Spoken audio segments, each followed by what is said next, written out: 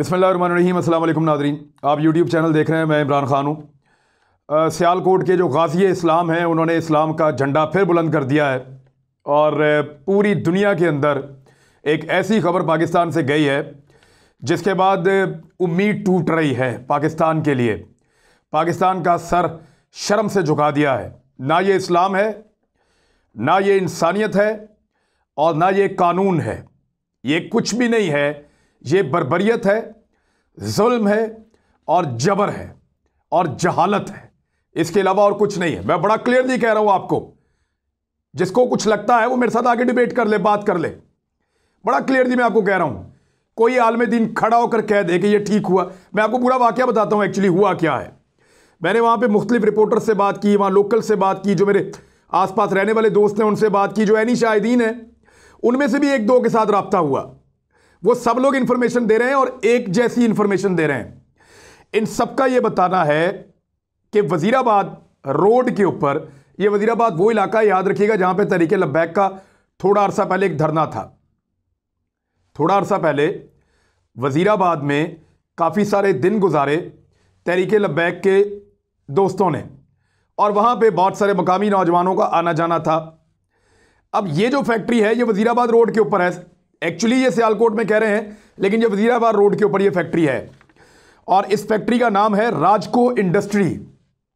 ये स्पोर्ट्स का सामान बनाते हैं, ग्लव्स बनाते हैं, जैकेट्स बनाते हैं, कुछ और ऐसी होजरी की चीज़ें बनाते हैं। ज़्यादा चीज़ें स्पोर्ट्स से रिलेटेड होती हैं। यहाँ पे जो मैनेजर था जो काम कर रहा था, इसका नाम है प्रियांथा कुमार। ये श्रीलंकन है और 1 साल से इस फैक्ट्री में काम कर रहा था। अभी अंदर की बात यह बाहर नहीं निकली कि इसका कोई जाती मामला था जिसको कन्वर्ट किया गया है, क्योंकि माजी में ऐसे कुछ केसेस आए और अदालतों ने फैसले दिए कि ये 2 लोगों का जाती तनाज़ा था। एक शख्स ने इंतहाई होशियारी से तौहीन मज़हब का इल्ज़ाम लगा के दूसरे शख्स को अंदर करवा दिया और वो उसके अंदर फंसा रहा और पहले शख्स ने फ़ायदा उठा लिया और कई साल के बाद अदालत को पता चला कि उसने तौहीन मज़हब का झूठा इल्ज़ाम लगाया था। इस तरह के मामला हुए हैं इस मुल्क के अंदर। कई जगह पे जो सही गुनाहगार हैं वो बच गए ऐसी हरकतों की वजह से और कई जगह के ऊपर जो बेगुनाह हैं वो फंस भी गए। अब यहां पे ये गुनाहगार है या बेगुनाह है, इसका फैसला कानून करेगा, इसका फैसला अदालत करेगी, इसका फैसला लॉ इन्फोर्समेंट जो तहकीकाती इदारे हैं वो करेंगे। इसका फैसला एक हुजूम नहीं कर सकता। यहां 2 खबरें आ रही हैं। एक खबर तो यह है कि चंद लड़के थे 2 या 3, वो इसके कमरे में दाखिल हुए और उन्होंने देखा कि दीवार के ऊपर लगी हुई एक मजहबी इबारत। अब उसमें लोग मुख्तलिफ चीज़ें कह रहे हैं। कुछ लोग कह रहे हैं नबी अकरम सल्लल्लाहु अलैहि वसल्लम का कलमा तैयबा था, कुछ लोग कह रहे हैं कि अल्लाह ताला का नाम था, कुछ लोग कह रहे हैं कि सहाबा का नाम था। तो सबका अलग अलग इस पर मौक़िफ़ है। लेकिन पहले मौक़िफ़ के मुताबिक कुछ नौजवान अंदर दाखिल हुए, उन्होंने देखा कि इसने दीवार के ऊपर से उस मजहबी इबारत को, मैं मोहतात होकर जब लफ्ज़ इस्तेमाल कर रहा हूँ तो मजहबी इबारत में कह देता हूँ, उसको उतार के फाड़ के उसको डस्टबिन में फेंक दी। एक मौक़िफ़ ये है और उसकी वजह से वो लड़के मुश्तइल हो गए। उन्होंने इसके साथ लड़ाई शुरू कर दी, इसको मारना शुरू किया, इसको घसीट कर बाहर लेकर आए। फैक्ट्री के अंदर जो बाकी मजदूर थे वो भी आ गए, उनको बताया कि इसने तौहीन मज़हब की है। सब लोगों ने उसको मारना शुरू कर दिया और फिर वो फुटेज मैंने देखी है, वो इतनी हॉरिबल है, इतनी खौफनाक है कि बंदे के रोंगटे खड़े हो जाते हैं कि पत्थरों से, ईंटों से, लकड़ी के बड़े बड़े बालों से वो इस शख्स को मार रहे थे। मारते चले जा रहे थे, कोई इसको बात भी नहीं करने दे रहा था और चंद ही मिनटों में इसकी जान निकल गई। जब सैकड़ों लोग मिलकर एक आदमी को मार रहे हैं और इस तरह से मार रहे हैं, वो मर ही जाएगा अल्टीमेटली। तो इसको इन्होंने मार दिया। मारने के बाद इसकी लाश को घसीटते हुए उस वक्त बाहर ले गए जब पुलिस और रेस्क्यू वाले वहां पहुंचे। रेस्क्यू वाले और पुलिस वाले आए हैं, उनको 11:30 बजे इतला मिली उनके बकौल। कुछ 11:35 कह रहे हैं, कुछ 11:30 बजे कह रहे हैं और ये वाकया कुछ 11 बजे के आसपास का है। वो इसको मारते रहे, इसकी लाश को घसीटते रहे और पुलिस वाले और रेस्क्यू वाले बेबस थे क्योंकि उनकी तादाद बहुत कम थी और मारने वाले बहुत बड़ी तादाद में थे। मकामी पुलिस का यह कहना है कि अगर उस वक्त हम इसकी लाश को छीनने की कोशिश करते उनसे या इसको बचाने की कोशिश करते तो वो जो हुजूम था वो इतना मुश्तइल था कि वो हमें भी मार देता और हमें भी आग लगा देता। और वहां पे वो नारे बुलंद कर रहे थे उसी पॉलिटिकल पार्टी के जो थोड़े दिन पहले एहतजाज कर रही थी। लब्बैक लब्बैक लब्बैक या रसूलल्लाह, वो लोग ये नारे भी लगा रहे थे। और उन्होंने बड़ा जुल्म करते हुए इसको बाहर ले जाकर सड़क पे घसीटते हुए इसकी लाश को आग लगा दी। कुछ लोग कह रहे हैं कि उस वक्त उसमें ज़िंदगी थी जब उसकी लाश को आग लगाई गई, कुछ लोग कह रहे हैं कि वो मर चुका था, लेकिन पुलिस और रेस्क्यू वाले अपनी जान बचाने के लिए यही कहेंगे कि वो ज़िंदा नहीं था जब उसको जलाया गया, क्योंकि उस वक्त फैक्ट्री से बाहर लाया जा चुका था और उसको बचाने का एक मौका था पुलिस के पास। तो वो हमेशा यही कहेंगे कि इसकी मौत अंदर ही हो गई थी, बाहर ला के सिर्फ इसकी लाश को जलाया गया है ताकि बचाने के इम्कानात पुलिस के ऊपर ना पड़े। ये इदारे नॉर्मली करते हैं सर। दूसरा मौक़िफ़ यह है कि सुबह से ही फैक्ट्री के अंदर कुछ अफरा तफरी थी और वहाँ पे ये खबर फैल चुकी थी कि इसका मैनेजर जो है प्रियंता कुमार, उसने कुछ तौहीन मज़हब की है, कुछ इबारत है इस्लामी, उसकी इसने तौहीन की है और उस पर वहाँ पे इश्तिहाल था। फैक्ट्री की इंतज़ामिया को भी कहा गया और ये भी कहा गया कि एक्शन लिया जाए, लेकिन चीज़ें कंट्रोल से बाहर होती चली गईं और फिर एक हुजूम ने इसको पकड़ दिया और पकड़ के फैक्ट्री के अंदर मार मार के कत्ल कर दिया। फिर इसकी लाश को बाहर निकाला, पुलिस और इदारे बेबस होकर देखते रहे और इसको मारते मारते बाहर लेकर आए, इसके जिस्म से कपड़े तक नोच लिए और ठुड्डे मारते रहे लाश को। फिर इसको एक जगह फेंका और इसको आग लगा दी, इसकी गाड़ी और इसकी इमलाक को भी आग लगा दी और निशाने इबरत बना दिया इन्होंने वहाँ पे। और फिर उसके बाद खड़े होकर टेलीविज़न चैनल्स को इंटरव्यूज़ दिए, नौजवानों ने टेलीविज़न चैनल को खड़े होकर इंटरव्यू दिए और बड़े फ़ख्र से कहा कि हमने इसको जहन्नुम वासिल किया है और हमने इसका इंसाफ किया है और हमने इसको मार के बिल्कुल ठीक किया है। फ़ख्र के साथ बता रहे थे, नारे लगा रहे थे। दर्जनों लोगों ने इंटरव्यूज़ दिए, बहुत सारे लोगों ने वहाँ पे सेल्फियाँ बनाई खड़े होकर बड़ी खुशी से। जहालत की इससे बड़ी कोई इंतहा हो सकती है? यानी एक लम्हे के लिए आप ये सोचिए कि ये गुस्ताखे मज़हब इसने किए है, तो क्या सज़ा कोई हुजूम देगा? क्या किसी फ़र्द के पास या अफराद के गिरोह के पास ये हक मौजूद है कि वो जाए और जाकर उस इंसान को पकड़े और इल्ज़ाम की बुनियाद के ऊपर उसको मार के मार दें और आग लगा दें? यहाँ रियासत मौजूद है, इदारे मौजूद हैं, कानून मौजूद है, जिस कानून की तहफ़्फ़ुज़ की हम सब ने कसम खाई है कि तौहीन रिसालत का एक कानून मौजूद है पाकिस्तान में, तौहीन मज़हब का, और उसकी हिफाजत के लिए सब लोग कहते हैं कि यह कानून रहना चाहिए। जब उसको छेड़छाड़ की गई थी तो सारे एहतजाज कर रहे थे। तो जो कानून मौजूद है तो उस कानून के मुताबिक सजा होनी चाहिए थी ना, शवाहिद इकट्ठे होने चाहिए थे, मुकदमा चलना चाहिए था, उसको अपनी सफाई देने का मौका भी मिलना चाहिए था। हर एक को मिलता है और इस्लाम का बड़ा वाज़े ये मौक़िफ़ है कि आप मुल्ज़िम को सफाई का मौका दें और आप उसको कायल करें। लेकिन ये क्या था? ये जुल्म है, बर्बरियत है। जो मुत्तहिदा उलमा बोर्ड के चेयरमैन हैं ताहिर अशरफी, उन्होंने कहा ये ना इस्लामी है ना ये इंसानी है, ये गैर इस्लामी और गैर इखलाकी है और गैर इंसानी रवैया है। मैं ये कहूँगा कि तमाम उलमा इकराम को इस वक्त खड़े होकर इस वाक़े के ख़िलाफ़ आवाज़ उठानी चाहिए और सबको मिलकर यह कहना चाहिए कि ये इसका इस्लाम से कोई ताल्लुक़ नहीं है। इन लोगों को डिसओन करना चाहिए। तमाम उलमा इकराम को यकसू होकर कहना चाहिए कि ये लोगों ने जहालत की, बर्बरियत की, जुल्म किया, इनसे हमारा कोई ताल्लुक़ नहीं है, ना इस फेल का इस्लाम के साथ या हमारे मज़हब के साथ कोई ताल्लुक़ है। इनको पकड़ें, इनको जेलों में डालें, इनको फांसियां दें, इनको सख्त तरीन सजाएं दी जाएं और इनको निशाने इबरत बनाया जाए ताकि आइंदा कोई ऐसा करने का सोचे भी ना। ये तो बनाना रिपब्लिक बन गया है। इस मुल्क में फिर कोई भी महफूज नहीं रहेगा।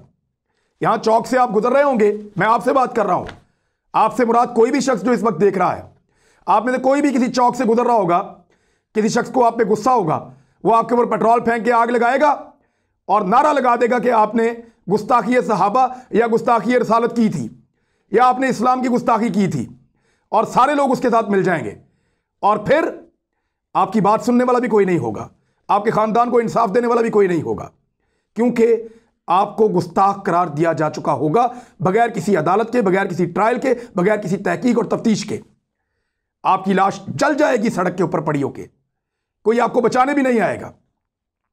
पुलिस वाले लोग खड़े होकर तमाशा देखेंगे और फिर आपकी लाश के साथ, जलती हुई लाश के साथ लोग वहां पे सेल्फियां बनाएंगे। यह होगा आपके साथ अगर यह मुल्क ऐसे ही चलता रहा तो। रहने की काबिल नहीं रहेगी ये जगह, याद रखिएगा। कोई भी किसी को गुस्ताखे रसूल या गुस्ताखे सहाबा या गुस्ताखे कुरान पाक खुदा न खास्ता या नबी अकरम सल्लल्लाहु अलैहि वसल्लम शान में गुस्ताखी का कहकर कोई किसी को भी मार देगा, किसी सबूत की जरूरत नहीं पड़ेगी। सिर्फ यह कहना पड़ेगा अपनी जुबान से कि इसने यह किया और मैंने देखा, कोई सवाल नहीं उठाएगा। यह इस मुल्क का मुस्तकबिल होगा अगर आज हमने होश नहीं किया तो, और हम होश कोई नहीं कर रहे। देखिए, मैं इंतजार कर रहा हूं कि पाकिस्तान के सारे उलमा इकराम का भी इकट्ठे होकर यह कहते हैं कि यह गलत था, गैर इस्लामी था। बाज उलमा इकराम बोल रहे हैं, बाज को चुप लग गई है, चुप करके बैठ गए हैं, खामोश हो गए हैं। क्यों? हर एक की खामोशी को इस जुर्म का हिस्सेदार समझा जाए। आज अल्लामा साद रिजवी साहब को आना चाहिए और एक वीडियो पैगाम देना चाहिए और बताना चाहिए कि क्या वो इसको इस्लामी समझते हैं, क्या वो इसको दुरुस्त समझते हैं, क्या वो इस फेल को सपोर्ट करते हैं या वो इसको गलत समझते हैं और वो इन लोगों को और इनके फेल को डिसोन करते हैं। उनको आना चाहिए और आकर इसके ऊपर बयान जारी करना चाहिए ताकि मामला क्लियर हो, वरना यह सिलसिला रुकेगा नहीं। यह हर गली कूचे में होना शुरू हो जाएगा। पाकिस्तान को जीने के लिए जहन्नुम बना देंगे ये लोग, क्योंकि इनके पास नॉलेज नहीं है, इल्म नहीं है। और ये एक जिसको कहते हैं ना मॉब जस्टिस, एक हुजूम का इंसाफ, ये उस तरफ चल पड़े हैं और रियासत इनके सामने घुटने टेक चुकी है। जिस मुल्क के अंदर एंकर्स, सहाफी, दानिश्वर, सियासतदान, इवन एस्टेब्लिशमेंट के लोग टेलीविजन के ऊपर आके गवाहियां दे रहे हो अपने ईमान की, और वो मुल्क के अंदर रहने वाले 99%, 97% लगभग तकरीबन मुसलमान हो उस मुल्क में रहने वाले लोग, और वहां पे लोगों को अपने ईमान की गवाहियां देनी पड़े।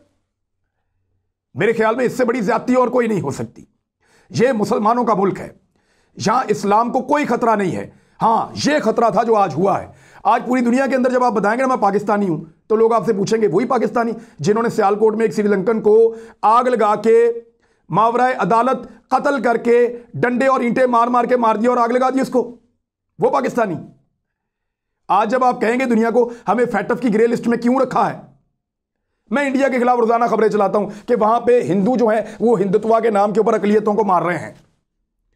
अब किस मुंह से हम बात करें इस बारे में? आपने तो उससे भी ज्यादा भयानक एग्जाम्पल कायम कर दी है। क्या किसी मुसलमान मुल्क में ऐसा हुआ? क्या यह अच्छी मिसाल है? इन लोगों ने जो किया उसका खुमियाजा पाकिस्तान भुगतेगा और पाकिस्तानी भुगतेंगे। जो पाकिस्तानी पूरी दुनिया में रहते हैं, लोग उनको किस नजर से देखेंगे? आज जो लोग पाकिस्तान आना चाहते हैं वो अपने टिकट क्यों कैंसिल ना करें? फैटअप वाले आपको क्यों ग्रे लिस्ट में ना रखें? ये हरकतें और ये चीजें पाकिस्तान को आगे नहीं ले जा सकती, इस्लाम को आगे नहीं ले जा सकती। आज जो लोग इस्लाम की तरफ बढ़ रहे हैं या इस्लाम को स्टडी कर रहे हैं, जब वो आप लोगों की ये हरकत देखेंगे तो वो कहेंगे अगर ये इस्लाम है तो मैं किस मजहब की तरफ जा रहा हूं। और रियासत ने तो मॉब लिंचिंग के सामने या मॉब जस्टिस जो है उसके सामने ऐसे घुटने टेके हैं कि आज से पहले जितने मामला हुए वो सियालकोट में 2 भाइयों को मारा था, कुछ नहीं बना। जब तक मीडिया पीछे पड़ा था तब तक पड़ा था। वो केस कहां गया? किसी को मिसाली सजा मिली? नहीं। मॉब जस्टिस के किसी भी केस में जहां पुरतशद्दुद हुजूम ने बंदों को मार दिया, ऐसे किसी केस में आज तक मिसाली इंसाफ नहीं हुआ, ना इस रियासत ने दिया है। और जब तक नहीं होगा तब तक यह सिलसिला रुकेगा नहीं। इस वक्त की सूरत हाल यह है कि 50 के करीब कहते हैं बंदे गिरफ्तार हो गए। इमरान खान साहब ने कहा है सियालकोट में मुश्तइल गिरोह का एक कारखाने पर घिनौना हमला और श्रीलंकन मैनेजर का जिंदा जलाया जाना पाकिस्तान के लिए एक शर्मनाक दिन है। मैं खुद तहकीकात की निगरानी कर रहा हूं और दो टोक अंदाज में वाजे कर दूं कि जिम्मेदारों को कड़ी सजाएं दी जाएंगी। गिरफ्तारियों का सिलसिला जारी है। और पुलिस की हालत पता क्या है? आप अभी पुलिस से बात करें, पुलिस सहमी हुई है। मैंने वहां क्राइम रिपोर्टर से बात की, वो कह रहे हैं जी पुलिस ये भी बताने को तैयार नहीं है उन्होंने कितने बंदे गिरफ्तार किए या नहीं किए। थानों के अंदर पुलिस वाले सहमे हुए हैं, डरे हुए हैं। उनको यह लगता है कि अभी एक कोई हुजूम आएगा पूरे थाने को आग लगा के चला जाएगा। कोई हुजूम आएगा पुलिस वालों को और पुलिस वालों की गाड़ियों को और उनके थानों को आग लगा देगा। यह क्या हो रहा है? यानी जाने कब कौन किसे मार दे काफिर कह के। शहर का शहर मुसलमान हुआ फिरता है, आप कानून हाथ में ले रहे हैं। क्या इस्लाम में इसकी इजाजत है? मैं उम्मीद करता हूं कि तहरीक लब्बैक की क़यादत, जिनके वहां पे नारे लगाए जा रहे थे और वो लोग क्लेम कर रहे थे कि हम तहरीक लब्बैक से वाबस्ता है, नारे लगा के बंदे को मार के फिर सेल्फियां बना के, उनकी क़यादत कम से कम एक स्टेटमेंट तो जारी करे कि यह गलत था, गैर इस्लामी था, गैर इंसानी था और इसका कोई ताल्लुक या कोई जवाब उनकी जमात के साथ नहीं बनता।